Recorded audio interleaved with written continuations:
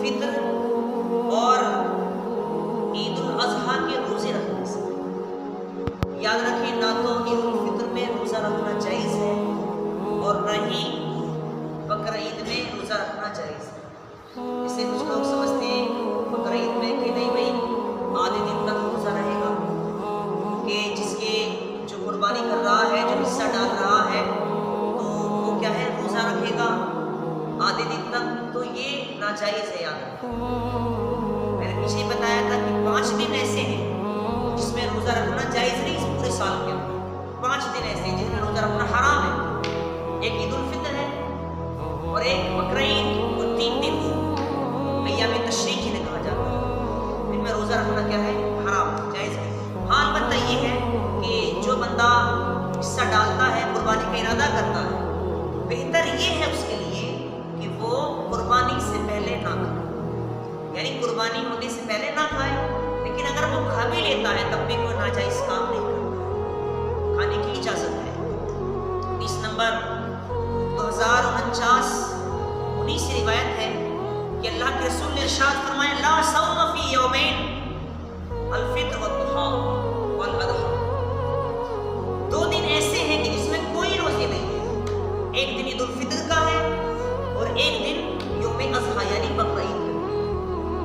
تو ان دونوں دنوں میں لا صوم، اللہ کے نبی نے فرمایا کوئی روزہ نہیں رکھا جائے گا۔ حدیث نمبر 2050 ان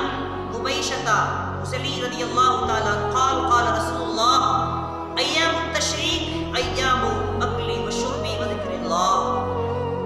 حضرت عبیشہ حضلی یہ کہتے ہیں کہ اللہ کے نبی نے ارشاد فرمایا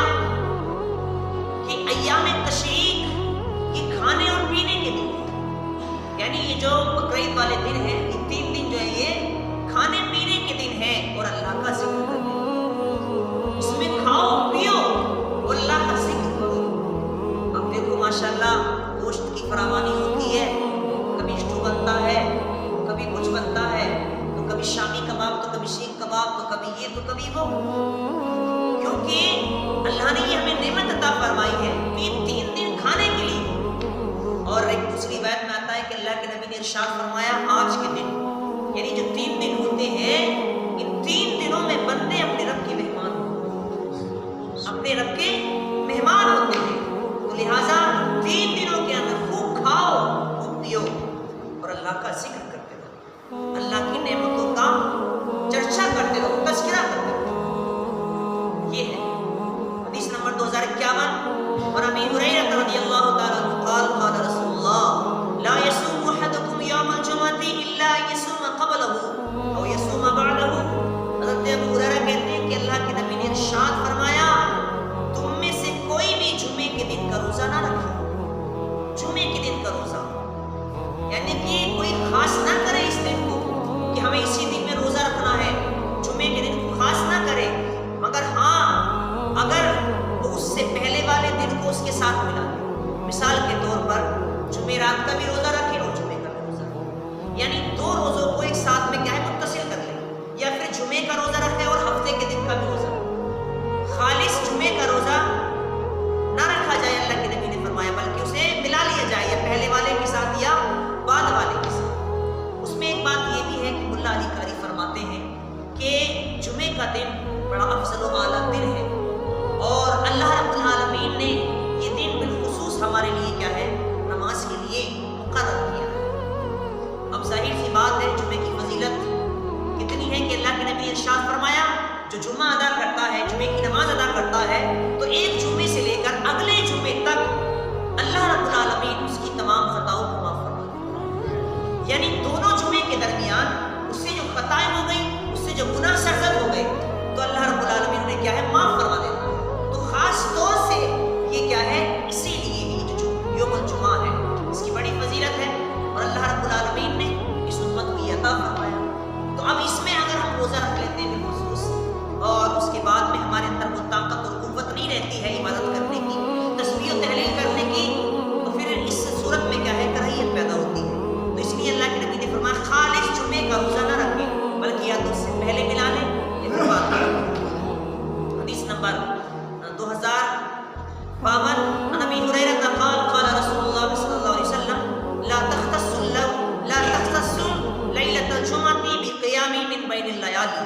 وَلَا تَخْتَصُّوا يَوْمَ الْجُمْعَةِ بِصِيَامٍ مِّن بَيْنِ الْأَيَّامِ۔ حضرت ابو ہریرہ کہتے ہیں کہ اللہ کے رسول نے ارشاد فرمایا کہ تم میں سے کوئی بھی جمعے کی رات کو خاص نہ کر لے، کس لیے؟ عبادت کرنے کے لیے، یعنی کہ اب جمعے کی رات ہے لہٰذا آپ پوری رات نماز پڑھو،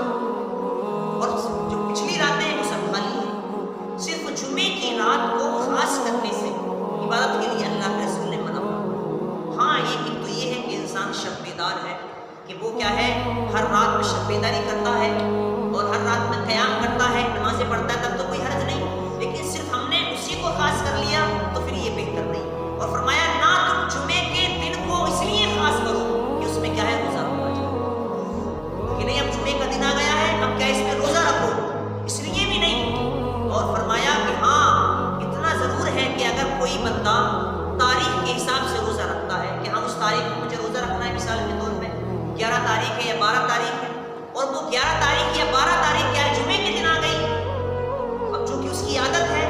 لہٰذا اب کیا ہے اس کے لیے کوئی حرج نہیں، اس میں وہ روزہ رکھ سکتا ہے۔ حدیث نمبر 2053 عن ابی سعید الخدری رضی اللہ تعالی عنہ قال قال رسول اللہ من صام یوما فی سبیل اللہ بعد اللہ وجهه عن النار 70 خریفا۔ سبحان اللہ۔ حضرت ابو سعید خدری کہتے ہیں کہ اللہ کے رسول نے ارشاد فرمایا جس نے ایک دن کا روزہ رکھا، اللہ کے ایک دن کا روزہ، صرف ایک دن کا روزہ رکھا اس نے، تو اللہ رب العالمین اسے جہنم سے 70,000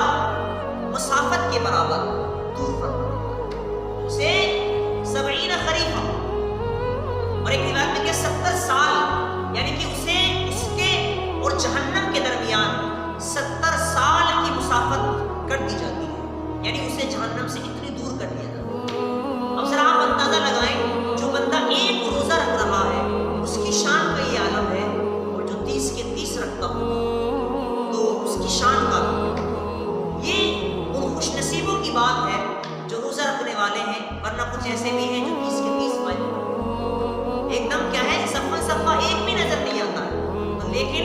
یہ ان لوگوں کی بات نہیں کر رہا میں، یہاں پر جو ذکر ہو رہا ہے یہ خوش نصیبوں کا ذکر ہے، خوش نصیبوں کا ذکر ہے جو بندے یعنی کہ اللہ رب العالمین کی خوشنودی کے لیے روزہ رکھتے ہیں، تو پھر اللہ رب العالمین نے بھی انہیں بشارتوں سے نوازا کہ میدان حشر میں اللہ رب العالمین انہیں حوض کوثر سے پلائے گا۔ دنیا میں انہوں نے پیاس کو برداشت کیا